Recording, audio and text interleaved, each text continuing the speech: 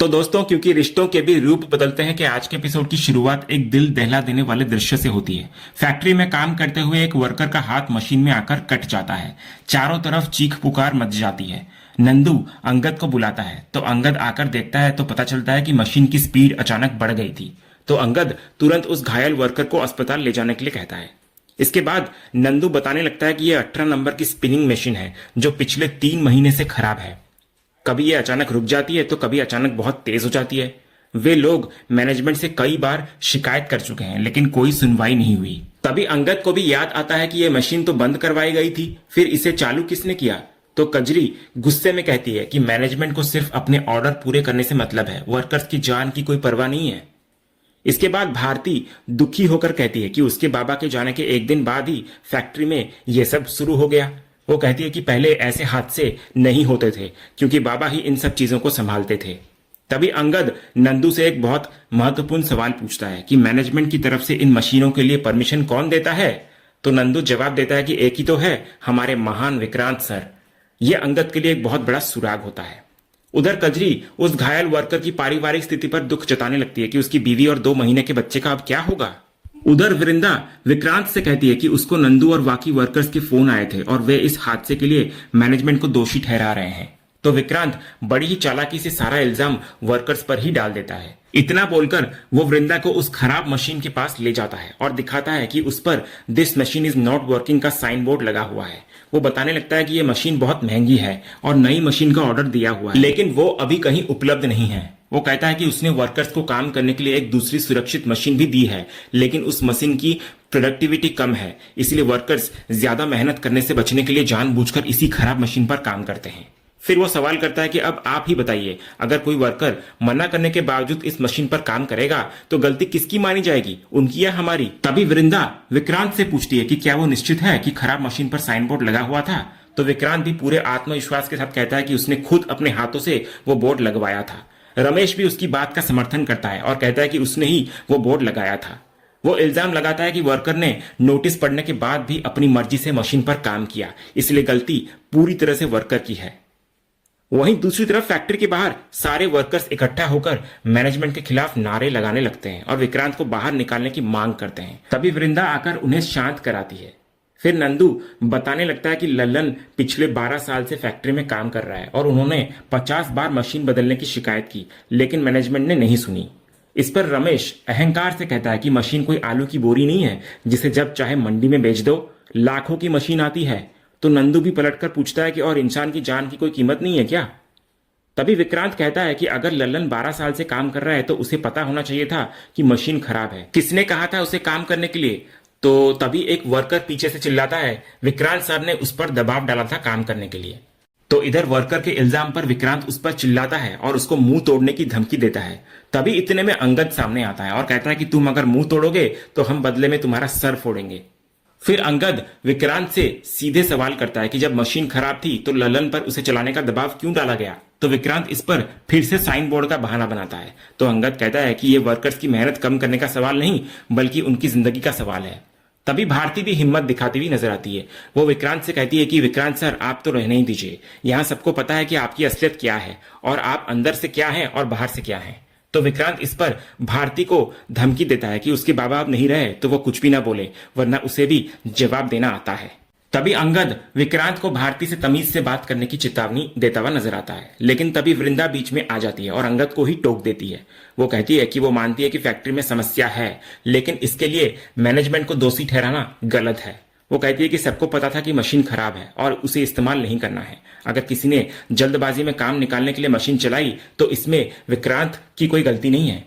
यह सुनकर अंगद हैरान नजर आता है। वो कहता है कि ललन को मशीन चलाने के लिए मजबूर किया गया था और यह विक्रांत ने ही किया था।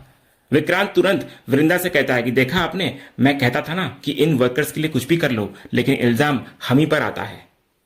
तभी वृंदा अंगद और बाकी वर्कर्स को अंदर ले जाती है और मशीन पर लगा खराब होने का बोर्ड दिखाती है। वो कहती है कि जब बोर्ड पर साफ साफ लिखा है कि मशीन नहीं चलानी तो इसमें मैनेजमेंट की क्या गलती है। लेकिन अंगद अपनी वही वाली बात पर अड़ा रहता है और कहता है कि ललन पर दबाव डाला गया था।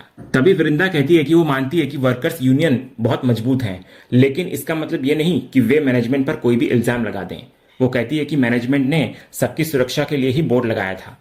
फिर वो मानती है कि ललन के साथ जो हुआ उसका उन्हें दुख है और वे उसके इलाज का खर्चा भी देंगे।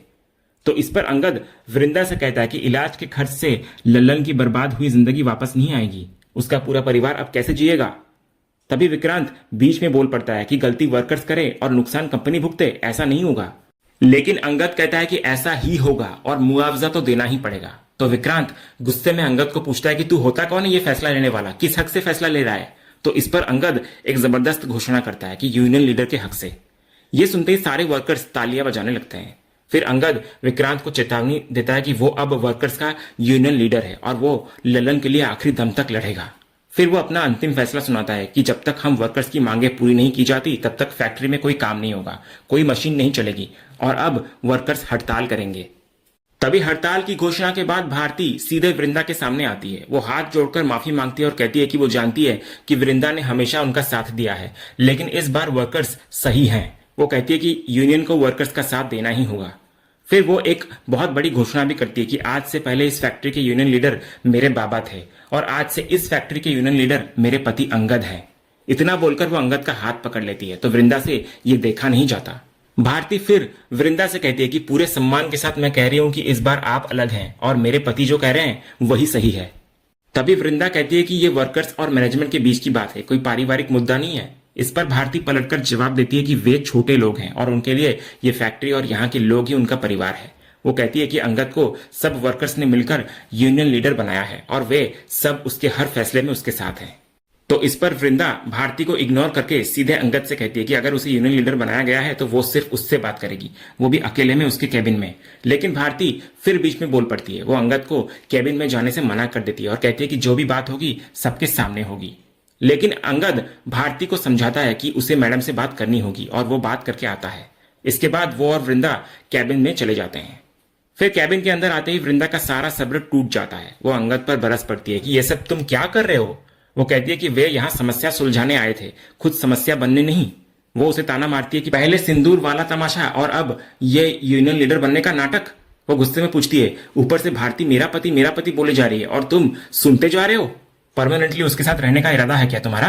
तो इस पर अंगद वृंदा को दोबारा समझाने की आखिरी कोशिश करता है। वो कहता है कि वो जानता है कि वृंदा उससे बहुत दुखी है। वो कसम खाता है कि सिंदूर वाला हादसा गलती से हुआ था। वो कहता है कि trust me, I really love you Vrinda. लेकिन जब वो उसका हाथ पकड़ने की कोशिश करता है तो वृंदा उसको छिड़क देती है और खुद को छूने से भी मना कर देती है। वो कहती है कि वो हमेशा से उसकी बात सुनती और मानती आई है, लेकिन अब और नहीं। तभी अंगद बोलता है कि वो यूनियन लीडर बनना नहीं चाहता और वे दोनों यहाँ जिस मकसद से आए थे वो उससे भटक गए हैं। वो सारा इल्जाम विक्रांत पर डालता है और कहता है कि वृंदा को सबसे पहले अपने CFO की सच्चाई का पता लगाना चाहिए। फिर अंगद वृंदा से कहता है कि वो कंपनी की मालकिन है तो उसको ललन को मुआवजा देना ही चाहिए क्योंकि उसकी जिंदगी बर्बाद हो गई है। जब वो विक्रांत के बारे में कुछ कहता है तो वृंदा कहती है कि विक्रांत सिर्फ उसका नहीं बल्कि इस कंपनी का CFO है और एक महत्वपूर्ण कर्मचारी है। तो अंगद पूछता है कि क्या उसे विक्रांत के बारे में कुछ कहने पर बुरा लग रहा है। तो इस पर वृंदा एक कड़वा ताना मारती है कि हाँ लगा मुझे बुरा, लेकिन तुम्हें तो जरा भी बुरा नहीं लगा था ना उसकी मांग भरते वक्त। ये सुनकर अंगद का गुस्सा भी फूट पड़ता है। वो चिल्लाकर कहता है कि वो कितनी बार ये बात कहे कि उसने मांग नहीं भरी। वो कहता है कि ये बात कोई समझने को तैयार ही नहीं है। फिर वो वृंदा को याद दिलाता है कि वो उसके बच्चों की माँ और उसकी पत्नी है और वो उसे दुखी नहीं करना चाहता। वो कहता है कि वो बस ये सब खत्म करके वापस घर जाना चाहता है। तभी वृंदा गुस्से में कहती है कि भाड़ में जाए ये सब, बहुत सुन लिया मैंने। वो अंगद को आदेश देती है कि वो सबसे पहले यूनियन लीडर वाला नाटक खत्म करेगा और फिर भारती के साथ शादी का तमाशा भी खत्म करेगा। तो अंगद कहता है कि वो सब सच बताने ही गया था लेकिन ललन वाले हादसे की वजह से रुक गया। तभी वृंदा कुछ भी सुनने से मना कर देती है और उसे ये सब खत्म करने के लिए 1 हफ्ते का समय देती है। तो अंगद कहता है कि वो पहले से ही इतने दबाव में है और वो ये अल्टीमेटम देकर उस पर और दबाव डाल रही है। फिर अंगद एक बड़ा फैसला लेता है। वो कहता है कि मैं ना इस वक्त ललन भैया के बारे में सोच रहा हूं और ना ही भारती की मांग में सिंदूर भरने के बारे में, बल्कि इस वक्त मेरे लिए अगर कुछ भी सबसे ज्यादा जरूरी है तो वो है ललन का मुआवजा, और ये मुआवजा तुम दिलवाओगी। इतना बोलकर अंगद वृंदा की तरफ उंगली दिखाकर उसको चेतावनी देता हुआ नजर आता है और वृंदा इधर हैरान होकर उसको देखती रह जाती है। और इसी सीन के साथ आज का ये एपिसोड यहीं पर खत्म होता है। तो दोस्तों, आपको आज के एपिसोड का अपडेट कैसा लगा, अपनी राय हमें कमेंट बॉक्स में जरूर बताएं। अगर आपको आज का ये वीडियो पसंद आया हो तो वीडियो को लाइक और शेयर जरूर करें और ऐसे ही लेटेस्ट एपिसोड के अपडेट्स जानने के लिए हमारे इस चैनल को सब्सक्राइब करना ना भूलें। मिलते हैं अगले वीडियो में, तब तक के लिए धन्यवाद।